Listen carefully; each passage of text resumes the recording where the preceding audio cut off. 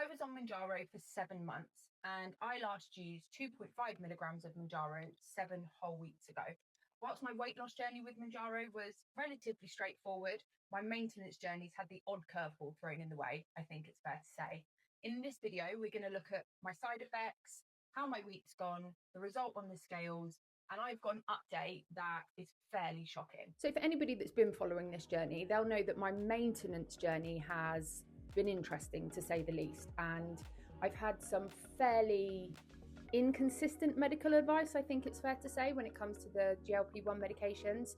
If you haven't, it might be worth just going into the description and watching the videos that I've linked in there around my engagement with my GP surgery and also my maintenance journey, because that might help some of this make a bit more sense.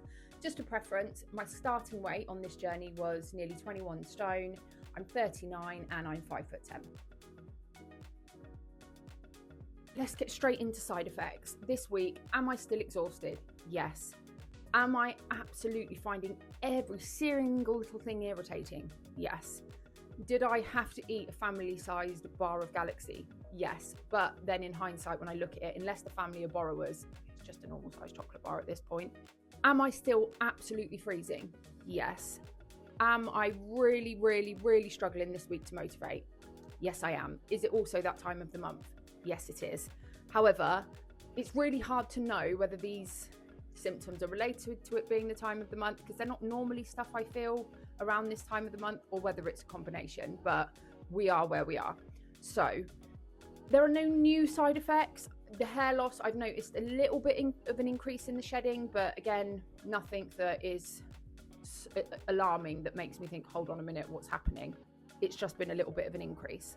Biggest thing I think to hit me this week, aside from the irritation and the exhaustion, is a Mounjaro side effect, but it's also a side effect of losing weight, and that is that I am absolutely freezing all of the time. I wear a coat when I'm out, jumpers, I'm freezing. The heating's on in the house, I'm freezing.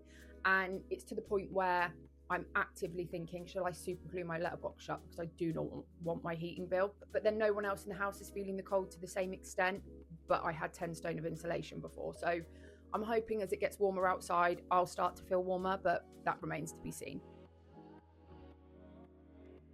So the most interesting part of let's say the side effects in my maintenance journey is that when I began to titrate down from 7.5 down to 5 milligrams and then 2.5, the hunger and the food voice came back when I was using the 5 milligrams. And initially I was really off put by that, but then I managed to pull it back. And probably 5 weeks ago now, I think the food voice went.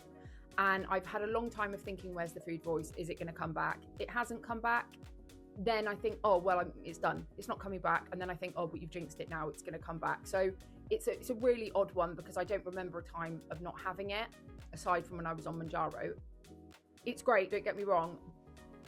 I don't know if it will return. I'm just absolutely going with it now. But something that has helped this week is my hunger levels have always been elevated. Died down when I was on the Mounjaro, and then as soon as I began titrating down, they came back. I've been managing it, and if anybody watched my video on emotional eating, they'll see how I'm managing it, or my food diary. But this week I haven't been hungry at all, I don't think. And I think the reason for that is because this week, after my gym incident, I've just not been doing as much exercise. There's been days that I've struggled to get up to 3,000 steps. Therefore, I'm eating less because I'm burning less, averagely around 14 to 1,600 calories, sometimes less. But I'm just not hungry. And that's quite a nice feeling. So I'm just running with that at the moment. And I think what I might do is, over the next few weeks, is just do some exercise, but not to the same extent. And I'm talking about like steps and so on. Maybe just lower that so that I've got these few weeks where my hunger is less, because it is just a really nice feeling. And of course, that's not a miracle thing that's happened. If you're exercising more, you're burning more and your body requires more. So naturally, you need to be putting more energy in to burn more energy. So I'm not saying that that's some sort of miracle that my hunger is gone, but it is quite nice not to be so hungry a lot of the time. And I do eat frequently throughout the day, but small, like less calorie dense portions when I'm exercising less. And it is just really nice to have that. So I'm just going to go with that for the next few weeks.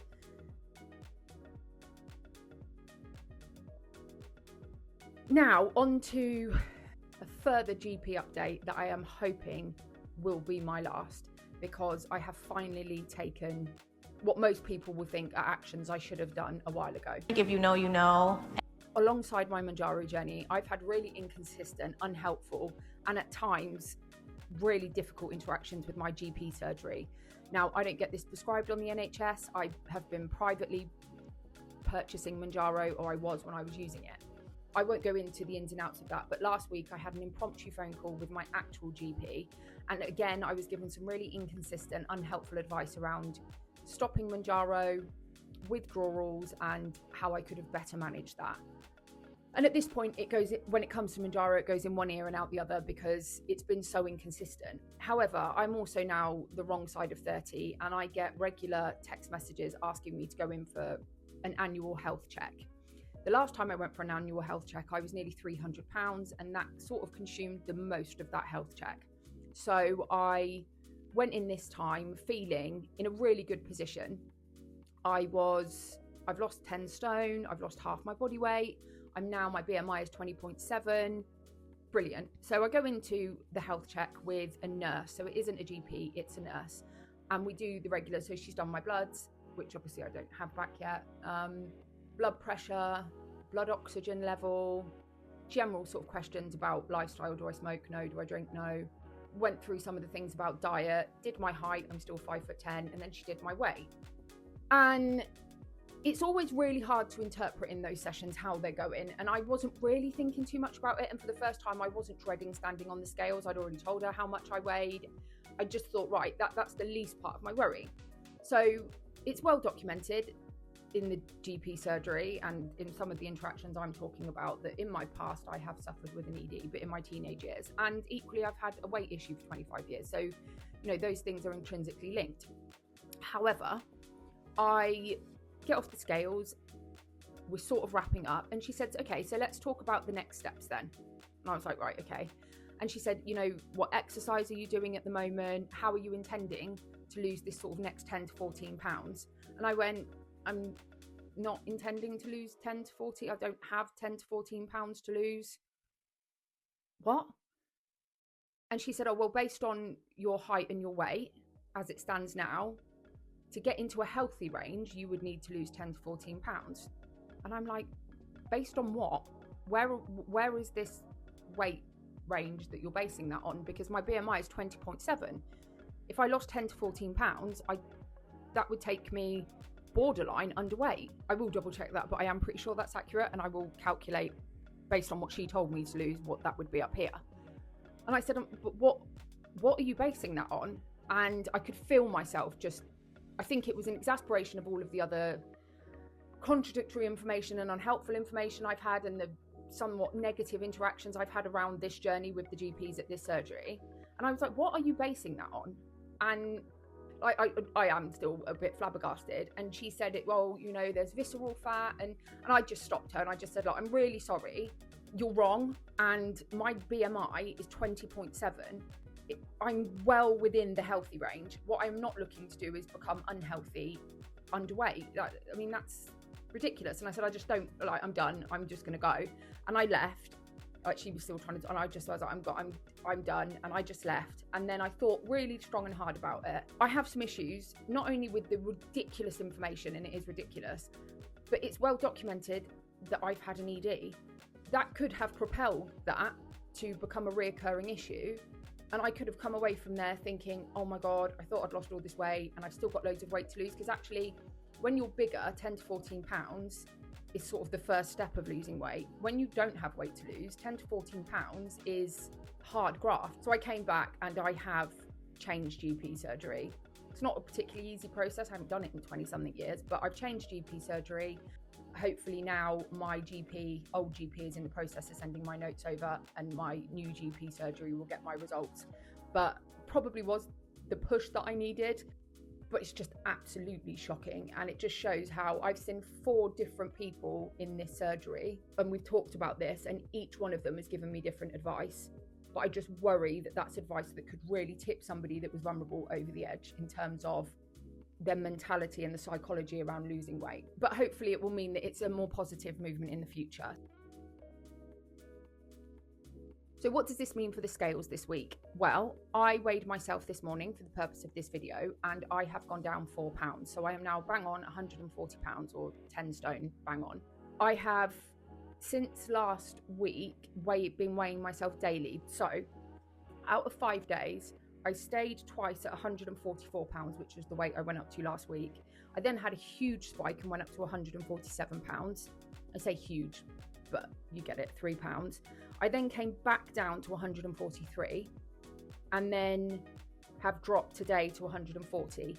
Now, I think that is because I don't think that's fat loss. I think that's because I'm eating less calories and I'm moving less. And I think that's my body just adjusting. But that goes, doesn't it, to show about diet culture? Because if I was at Slimming World now, and let's say that I'd have weighed on the day I went up to 147, I would be devastated. I'd be thinking, oh my God, what have I done wrong? I've gained 3 pounds. You know, if I'd have weighed today, I'd have been elated. Oh my God, I've lost 4 pounds. It's amazing. What did I do this week that I could replicate? But actually, they're within the space of a few days of each other. So what I'm going to do, I'm going to weigh myself every day in the lead up to my next update video. And then I'm going to show those fluctuations, because I think it's really helpful, particularly for people that are in that weight loss cycle, that perhaps are quite concerned with what's on the scales still. So what's next? So I'm looking into getting a DEXA scan. I think that's how it's pronounced. If it isn't, I think we all know what I mean.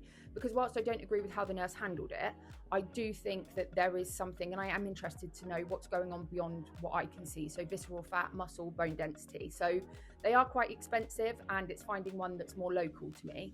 But yeah, that's something I definitely want to do. And what I'm hoping to do is bring you guys along with me on that journey and film the whole process and go through the results. I am going to go to the gym. I'm going to just scale it back a little bit. I'm going to do 2 weight sessions at the gym, and I have listened to the comments, and I will be asking for help as opposed to avoiding it.